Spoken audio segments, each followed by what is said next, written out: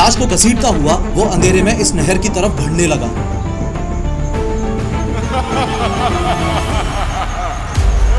Truck drivers को मार के उनकी किडनी निकालने का धंधा बना लिया था इसने।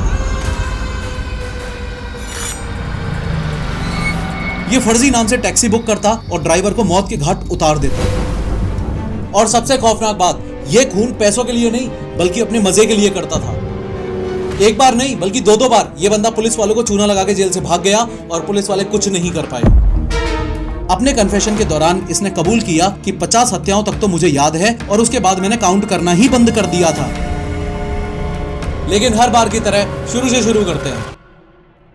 बात साल 1958 की है। उत्तर प्रदेश के अलीगढ़ में इस पुरानी गांव में देवेंद्र शर्मा का जन्म हुआ था। ये वही बंदा है जो आगे चल के डॉक्टर डेथ के नाम से जाना जाएगा। देवेंद्र शर्मा कोई बहुत अमीर परिवार में पैदा नहीं हुआ था, लेकिन वो ज्यादा से ज्यादा पैसा कमा के उनको एक अच्छी लाइफ देना चाहता था। देवेंद्र शर्मा ने अपनी बेसिक एजुकेशन पुरानी गाँव से ही पूरी की, क्योंकि बचपन से ही देवेंद्र शर्मा पढ़ाई में काफी अच्छा था। इसलिए अपनी 12th क्लास की पढ़ाई पूरी करने के लिए उसने पुरानी गाँव छोड़ के अपनी बहन के पास बुलंदशहर जाने का फैसला किया। अपनी स्कूलिंग खत्म करके देवेंद्र शर्मा ने डिसाइड किया कि वो एक आयुर्वेदिक डॉक्टर बनेगा। फॉलोइंग दिस आयुर्वेदिक डॉक्टर की पढ़ाई करने के लिए उसने पटना में एक यूनिवर्सिटी में एडमिशन ले लिया। यहाँ से उसने BAMS यानी कि bachelor of Ayurvedic medicine and surgery की पढ़ाई की। डॉक्टर्स के मेनली 3 टाइप्स होते हैं। MBBS वाले वो होते हैं जो मॉडर्न मेडिसिन, इंजेक्शंस, सर्जरीज और हॉस्पिटल ट्रीटमेंट से हर तरह की बीमारी ट्रीट करते हैं। BDS वाले सिर्फ टीथ एंड माउथ के स्पेशलिस्ट होते हैं जो कैविटीज से लेकर ब्रेसेस और रूट कैनाल तक सब करते हैं। और BAMS वाले आयुर्वेदा के एक्सपर्ट होते हैं जो जड़ी बूटियां, नेचुरल रेमेडीज और ट्रेडिशनल इंडियन मेथड से पेशेंट्स का इलाज करते हैं। पढ़ाई के दौरान ही साल 1982 में इसने शादी भी कर ली। फाइनली साल 1984 में BAMS की डिग्री पूरी करके वो ऑफिशियली एक आयुर्वेदिक डॉक्टर बन गया। आयुर्वेदिक डॉक्टर बनते ही साल 1984 में उसने खुद का एक क्लिनिक खोलने का फैसला किया और राजस्थान के इस बांदीकुई में जनता क्लिनिक नाम से क्लिनिक खोल के लोगों का इलाज करना शुरू कर दिया। इससे पहले कि हम देवेंद्र शर्मा के हत्या करने के शौक के बारे में बात करें,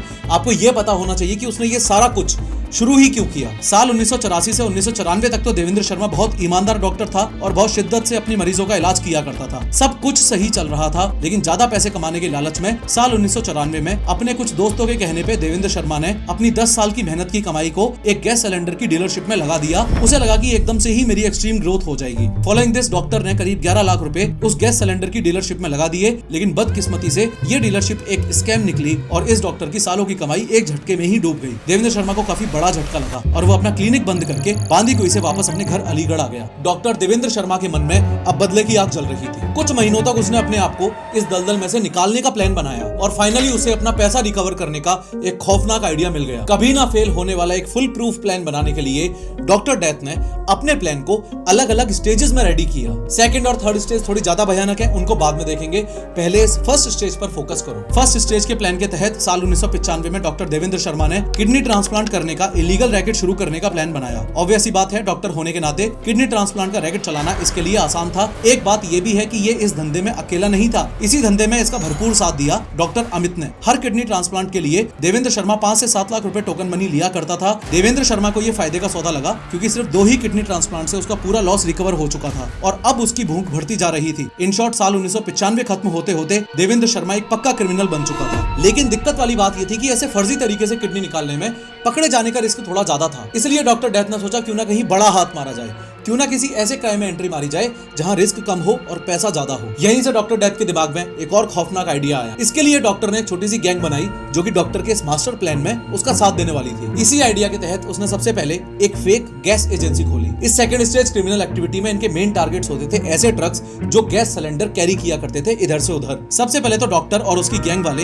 इन गैस सिलेंडर लेके जाने वाले ट्रक्स को आइडेंटिफाई किया करते थे। आइडेंटिफाई करने के लिए अलीगढ़ के आसपास 50 से 60 किलोमीटर के रेडियस में वो सुनसान इलाका मार्क किया जहां से रोज ट्रक्स गुजरते थे। जैसे ही गैस सिलेंडर से भरा हुआ कोई भी ट्रक इस सुनसान इलाके को क्रॉस करता तो डॉक्टर और उसकी गैंग ट्रक को घेर लेती, सारे गैस सिलेंडर्स चुरा लिए जाते और अपनी फेक गैस एजेंसी के जरिए उनको मार्केट में बेच दिया जाता था। ट्रक ड्राइवर का ट्रक लूट लिया वो तो ठीक है, उसके बाद ये लोग ट्रक ड्राइवर को भी नहीं छोड़ते थे। ट्रक ड्राइवर की किडनी निकाली जाती और उसकी हत्या कर दी जाती थी, प्लस किडनी को इलीगल तरीके से बेच दिया जाता था और फाइनली उस ट्रक को भी ब्लैक मार्केट में बेच के पैसे बना लिए जाते थे। अगर आप ध्यान से इस बात को समझो तो डॉक्टर टोटल 3 तरीकों से पैसे बना रहा था। पहला तो गैस सिलेंडर चुरा के और खुद की फेक एजेंसी के जरिए सिलेंडर बेच के, दूसरा ट्रक ड्राइवर की किडनी निकालने के बाद उसको बेच के, और तीसरा ट्रक को ब्लैक मार्केट में बेच के। पैसों की कमी आज ज्यादातर लोगों के लिए प्रॉब्लम है और ऐसे में ये समस्या और बढ़ जाती है जब आप पैसे की बचत ना कर पाओ। मान लो कोई एक्सीडेंट या कोई बड़ी बीमारी दबे पांव आ जाए और बचत के नाम पर खाते खाली हो तो क्या होगा? आज के टाइम में हॉस्पिटल का एक चक्कर आपकी जेबें खाली कर सकता है। कई बार तो हालात ऐसे हो जाते हैं कि बैंक अकाउंट, सारी सेविंग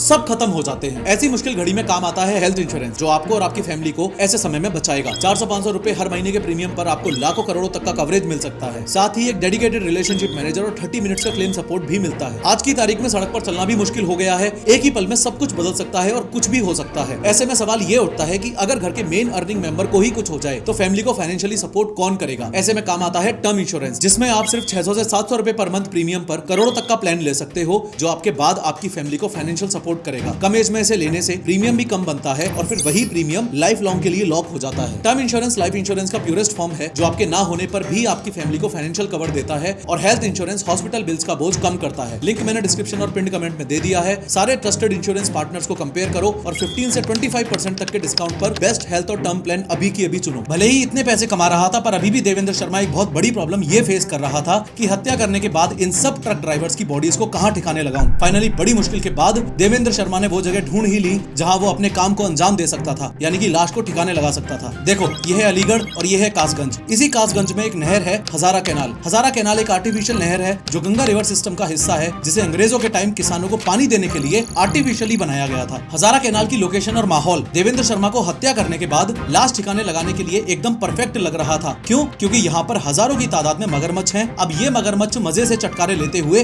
लाशों को फ्री में ही ठिकाने लगा देते थे, जिसकी वजह से देवेंद्र शर्मा के खिलाफ कोई सबूत बच ही नहीं पा रहा था और उसे पकड़ना मुश्किल ही नहीं बल्कि नामुमकिन हो चुका था। काफी लंबे समय तक ट्रक ड्राइवर्स की हत्या का सिलसिला चलता रहा और इस डॉक्टर ने खूब पैसे छापे। लेकिन गजब की बात यह है कि कुछ टाइम बाद इस डॉक्टर को इस सेकंड स्टेज के क्राइम करने में मजा आना ही बंद हो गया। तब जाके उसने अपना पैटर्न चेंज करने का प्लान बनाया, लेकिन इस समय तक वो टोटल 125 से ज्यादा किडनी ट्रांसप्लांट इलीगल तरीके से कर चुका था। ये बात सुन के आपको थोड़ा सा शौक लग सकता है, लेकिन अब डॉक्टर देवेंद्र शर्मा को पैसे से ज्यादा लोगों की जान लेने में मजा आने लग गया था। देवेंद्र शर्मा के इस नए हत्या करने वाले पैटर्न को समझने से पहले एक बार कुछ इंपोर्टेंट लोकेशंस को भी अच्छे से समझ लो। कभी दिल्ली से और कभी गुड़गांव से अपने डेस्टिनेशन कासगंज के लिए देवेंद्र शर्मा अपनी टैक्सी बुक करता था। टैक्सी बुक करने के बाद वो उत्तर प्रदेश में मौजूद इस कासगंज के लिए निकलता था और कासगंज में यहाँ मौजूद ये है हजारा कैनाल, जहाँ वो सारी लाशों को ठिकाने लगा दिया करता था। अब आपने सारी लोकेशंस को समझ लिया है तो अब इस केस को समझने में आगे और ज्यादा मजा आएगा। अब चूंकि ये बात साल 2000 की है तो उस समय पे ऐसे एप्स वगैरह से टैक्सी बुक नहीं होती थी। हर शहर में फिक्स टैक्सी स्टैंड्स हुआ करते थे, जैसे रेलवे स्टेशन पे, बस स्टैंड पे या फिर बाजार की किसी आसपास की लोकेशन पे, जहां से इजीली टैक्सी बुक करी जा सकती थी। इसके अलावा लोग ट्रैवल एजेंसीज के थ्रू भी टैक्सी बुक किया करते थे। एजेंसी का बंदा ड्राइवर भेजता था, जो कि मैक्सिमम केसेस में शहर से बाहर जाने के लिए होता था। अब ये देवेंद्र शर्मा भी ट्रैवल एजेंसीज के थ्रू ही अपनी टैक्सी बुक किया करता था। होता कुछ ऐसा था कि ये डॉक्टर सबसे पहले दिल्ली या गुड़गांव जाता था, वहां से ये फर्जी नाम से टैक्सी बुक किया करता था और डेस्टिनेशन में हमेशा हजारा कैनाल के आसपास वाला एरिया ही बताया करता था। ध्यान दो, हजारा कैनाल यानी वही एरिया जो मगरमच्छों से भरा हुआ है। फाइनली आज दिन है पहले टैक्सी ड्राइवर की हत्या का। डॉक्टर ने दिल्ली से एक फर्जी नाम से टैक्सी बुक की और टैक्सी ड्राइवर और ये बंदा कासगंज के लिए रवाना हो गए। रात हो चुकी है। किसी बहाने से डॉक्टर ने इस टैक्सी को इस सुनसान इलाके में रुकवा लिया है। देवेंद्र शर्मा अपने पहले शिकार की हत्या करे उससे पहले आप अच्छे से ये समझ लो कि ये हजारा कैनाल है, ये टैक्सी यहाँ खड़ी हुई है और देवेंद्र शर्मा बस अब उस मौके का इंतजार कर ही रहा है जब वो इस टैक्सी ड्राइवर को मौत के घाट उतारेगा। देवेंद्र शर्मा ने चाकू निकाल के टैक्सी ड्राइवर का गला काटा और अपने शिकार की लाश को घसीटता हुआ इस हजारा कैनाल की तरफ बढ़ना शुरू कर दिया। लाश को इस हजारा कैनाल में फेंकने के बाद खुद इस टैक्सी में बैठ के चला गया। टैक्सी को उत्तर प्रदेश के ही ब्लैक मार्केट में लेके गया और 20 से 25 हजार रुपए में बेच दिया। ये टैक्सी वाले हत्याकांड में तो देवेंद्र शर्मा को गजब मजा आने लग गया था।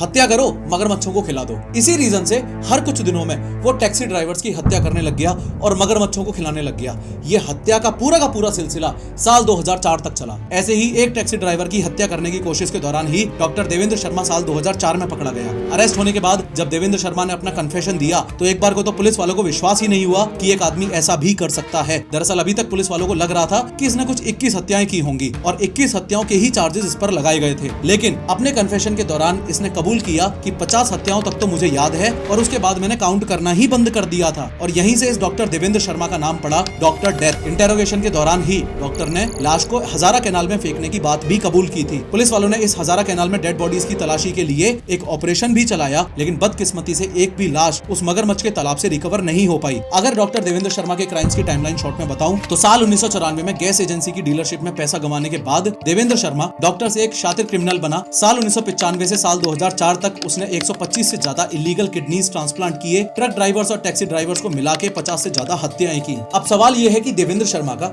इतनी सारी किडनी ट्रांसप्लांट और हत्याओं के रैकेट चलाने के बाद में आखिर हुआ क्या? तो आपको बता दूं कि कोर्ट में केस चला, लेकिन एक भी डेड बॉडी ना मिलने की वजह से और कोई ठोस सबूत ना मिलने की वजह से डॉक्टर देवेंद्र शर्मा को बस 7 ही केसेस में उम्र कैद हुई और एक गुड़गांव के केस में मौत की सजा सुनाई गई। इतनी सारी हत्याओं के बाद भी देवेंद्र शर्मा के खिलाफ कोई सबूत नहीं मिलेंगे भी कैसे? वो तो मगरमच्छ खा चुके थे। मोरओवर 50 हत्याओं की कोर्ट हियरिंग्स के दौरान ही उसके अगेंस्ट किडनी ट्रांसप्लांट का एक मेजर केस राजस्थान के जयपुर में चल रहा था। फॉलोइंग दिस कोर्ट ने डॉक्टर देवेंद्र शर्मा को इसमें उम्र कैद की सजा सुनाई और उसे जयपुर सेंट्रल जेल में रखा गया। अब आपको लग रहा होगा कि डॉक्टर को तो जेल में बंद कर दिया तो कहानी तो खत्म हो गई, लेकिन सरप्राइजिंगली इससे आगे की कहानी और ज्यादा इंटरेस्टिंग है।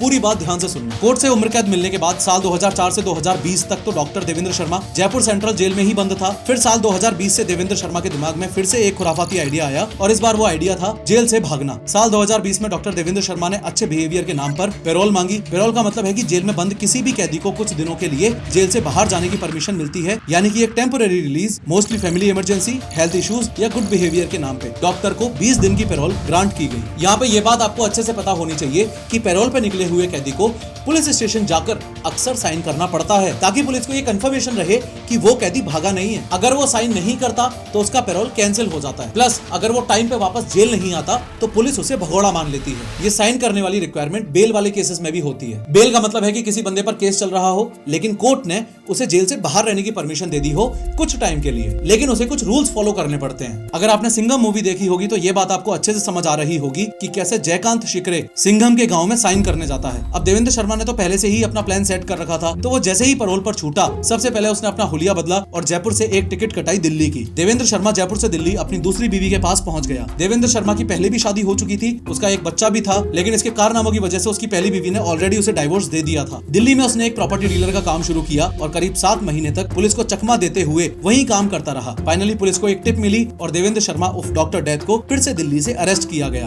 अब की बार पुलिस ने इसको और ज्यादा टाइट सिक्योरिटी वाली जेल में यानी कि तिहाड़ जेल में भेज दिया। मजे की बात यह है कि डॉक्टर यहाँ भी नहीं रुका और एक बार फिर से जेल से फरार हो गया। अब अपने देश में एक रूल है, अगर कोई बंदा एक बार पैरोल से भाग जाता है तो उसे दोबारा पैरोल नहीं दी जाती है, लेकिन पता नहीं क्यों कोर्ट वालों ने उसे दोबारा पैरोल पर रिहा कर दिया। जबकि एक बार देवेंद्र शर्मा पैरोल से ही भाग गया था, तब भी उसके खिलाफ कोई खास स्टेप नहीं लिया और दोबारा से उसे पैरोल दे दी गई। तो क्या यह माना जा सकता है कि सिस्टम को कोई खास फर्क नहीं पड़ता कि हम किस खूंखार क्रिमिनल को पैरोल दे रहे हैं? देखो एग्जैक्टली हुआ कुछ ऐसा था कि साल 2023 में 9 जून को डॉक्टर देवेंद्र शर्मा को फिर से एक बार पैरोल पर रिहा किया गया था। इस बार देवेंद्र शर्मा को टोटल 2 महीने की पैरोल मिली थी, लेकिन यह बंदा जेल से बाहर आते ही भाग गया। अगले 6 महीने तक पुलिस वालों ने हर वो पॉसिबल जगह छान मारी जहां ये बंदा छुपा हुआ हो सकता था। अलीगढ़, जयपुर, दिल्ली, आगरा, प्रयागराज जैसे शहरों में मौजूद इसके हर हाइड आउट पर छापा मारा गया, लेकिन कुछ भी फायदा नहीं हो रहा था। ना तो ये डॉक्टर मिल रहा था, ना ही इसका कोई सुराग मिल रहा था। अब डॉक्टर देवेंद्र शर्मा को ढूंढते हुए करीब 2 साल हो चुके थे। उसकी बीवी का भी फोन टैप किया जा रहा था, लेकिन तब भी कुछ पता नहीं चल रहा था। पुलिस वालों ने तो पूरी उम्मीद छोड़ दी थी कि ये बंदा उनको कभी मिल भी पाएगा। लेकिन इसी साल 2025 में पुलिस वालों को एक टिप मिली। टिप देने वाले खबरी ने बताया कि देवेंद्र शर्मा राजस्थान के दौसा डिस्ट्रिक्ट में छुपा हुआ है। पुलिस ने डॉक्टर डेथ को कैसे अरेस्ट किया ये समझने से पहले एक बार कुछ लोकेशंस को ध्यान से समझो। देखो ये है राजस्थान और राजस्थान में ये है जयपुर और जयपुर से लगभग 65 किलोमीटर दूर है दौसा। याद है मैंने आपको बताया था कि ये डॉक्टर देवेंद्र शर्मा 10 साल तक राजस्थान के बांदीकुई में लोगों का इलाज किया करता था। अब चूंकि वो इस एरिया में इतने साल रहा तो वो यहाँ का चप्पा चप्पा जानता था। यही वजह थी कि डॉक्टर ने इस एरिया में छुपने का सोचा। अब इस बांदीकुई से 15 मिनट की दूरी पर है ये गुड़ा कटला गाँव। इस गुड़ा कटला गाँव में एक मंदिर है रामेश्वर धाम मंदिर, जिसको डॉक्टर देवेंद्र शर्मा ने अपना अड्डा बनाया था। खैर हुआ कुछ ऐसा था कि देवेंद्र शर्मा ने अपना फोन रिचार्ज करवा लिया, जिसकी वजह से पुलिस वालों को एक टिप मिली कि ये बंदा राजस्थान के दौसा में छुपा हुआ है। पुलिस वाले फटाफट दौसा पहुंच गए डॉक्टर डेथ को अरेस्ट करने के लिए, लेकिन वहां पहुंचते ही पुलिस वालों के होश ही उड़ गए, क्योंकि वो जिस डॉक्टर देवेंद्र शर्मा को जानते थे वो तो वहां था ही नहीं। खबरी ने बताया कि यही देवेंद्र शर्मा है। अब दिक्कत की बात ये थी कि खबरी जिसकी तरफ इशारा कर रहा था वो एक मंदिर का पंडित था, और उससे भी बड़ी बात उस पंडित की दाढ़ी, बढ़े हुए बाल और बूढ़ी उम्र देखकर कोई ये बात मान ही नहीं सकता था कि यही वो डॉक्टर डेथ है। इस पंडित का नाम था संत दयादास महाराज। यहाँ आपको ये भी बता दूं कि ये पंडित गाँव वालों का इलाज भी करता था और इलाज करवाने के लिए यहाँ बहुत भीड़ लगी रहती थी। साथ ही ये बंदा मंदिर में प्रवचन भी दिया करता था और कुछ नेत्र नेता लोग तक भी इसके प्रवचन सुनने आते थे। तो पुलिस ऐसे ही सिर्फ शक के बेसिस पर पंडित को अरेस्ट नहीं करना चाहती थी। अब चूंकि पुलिस तो कंफ्यूज थी, लेकिन खबर पक्की थी, इसलिए पुलिस ने एक ठोस प्लान बनाया। प्लान ये था कि पुलिस यहाँ गांव वाले बन के रहने लगे और उस पंडित की हर एक्टिविटी पर नजर रखने लगे। सबसे मजे की बात, पुलिस वाले उसके प्रवचन भी सुनने जाते थे और उससे दवाई भी लिया करते थे। कुछ दिन गुजर गए, लेकिन कोई सुराग हाथ नहीं लग रहा था और पुलिस वालों को अपना ये प्लान फेल होता हुआ नजर आ रहा था। अब चूंकि नॉर्मली डॉक्टर को पकड़ पाना तो मुश्किल था, क्योंकि उसका लुक काफी ज्यादा चेंज हो चुका था। तो पुलिस वालों ने फाइनली उस डॉक्टर की पुरानी फोटोज और वीडियोस को पंडित की फोटोज से मैच करना शुरू कर दिया। यहाँ एक कैच है, इंसान चाहे कितना भी रूप बदल ले, लेकिन अपनी आंखों और नाक का असली शेप वो नहीं छुपा सकता, क्योंकि ये बदलते नहीं है। और अपनी आंखों और नाक की ही वजह से ये डॉक्टर डेथ पहचानने में आया। अब पुलिस को पक्का यकीन हो चुका था कि ये पंडित ही डॉक्टर डेथ है। बिना देर किए फाइनली पुलिस ने उस डॉक्टर डेथ को अरेस्ट कर लिया। बाद में पूछताछ में पता चला कि मंदिर वालों को एक पंडित की जरूरत थी, पर उनके पास इतना पैसा नहीं था और इस डॉक्टर ने फ्री में काम करने के लिए हाँ कर दिया था। इसी रीजन से गांव वालों ने ज्यादा जानकारी लेना जरूरी नहीं समझा। मोरोवर मंदिर में इसने एक ओल्ड एज होम खोलने के लिए वहां की ग्राम पंचायत से भी परमिशन मांगी थी। मंदिर में इसने हर जगह एसी, कैमरा, टीवी वगैरह सब कुछ लगवा दिया था। अगर ध्यान से देखोगे तो डॉक्टर देवेंद्र शर्मा के इस पूरे केस ने एक बहुत कड़वा सच सामने रखा है कि अपने देश के लॉज खुद ही अपराधियों के लिए एक बहुत बड़ी कमजोरी बन के रह गए हैं। जहां एक तरफ सिस्टम अच्छे व्यवहार के नाम पर पैरोल दे के एक खूंखार क्रिमिनल को बार बार मौका देता रहता है, वहीं दूसरी तरफ उसके भाग जाने पर कोई सख्त कदम नहीं उठाया जाता। एक ऐसे कातिल को जिसने रिकॉर्ड पर 50 से ज्यादा हत्याएं, किडनी रैकेट और जेल तोड़ने की कहानियां लिखी हैं, दोबारा पैरोल देना सिर्फ लॉ का लूप होल नहीं है, बल्कि इंसानियत के लिए खतरा भी है। ये केस सवाल उठाता है, क्या हमारे कानून की रिहेबिलिटेशन वाली सोच इतनी अंधी हो गई है कि वो जस्टिस के असली एसेंस को भूल गई है? जब तक ये कानून अपनी खामियां नहीं सुधारता, तब तक ऐसे डॉक्टर डेथ जैसे कातिल बार बार कानून का मजाक उड़ाते रहेंगे। डॉक्टर को भगवान माना जाता है, लेकिन ये डॉक्टर शैतान बन गया। डॉक्टर डेथ की वजह से कई फैमिलीज बर्बाद हो गई। ऐसी कई स्टोरीज हैं जो बताती हैं कि आने वाले टाइम के लिए रेडी रहना कितना जरूरी है, और इसमें आपकी हेल्प करेगा टर्म इंश्योरेंस और हेल्थ इंश्योरेंस। पिन कमेंट और डिस्क्रिप्शन में लिंक चेक करो और अपने लिए बेस्ट प्लान लो। ऑनलाइन लेने पर 15 to 25% तक का डिस्काउंट तो मिलेगा ही मिलेगा। खैर, इस वीडियो पर क्लिक करके 3D एनिमेशन की मदद से समझो कि इंडिया में एडवेंचर स्पोर्ट्स के लिए एक सेंट्रल अथॉरिटी का होना कितना ज्यादा जरूरी है।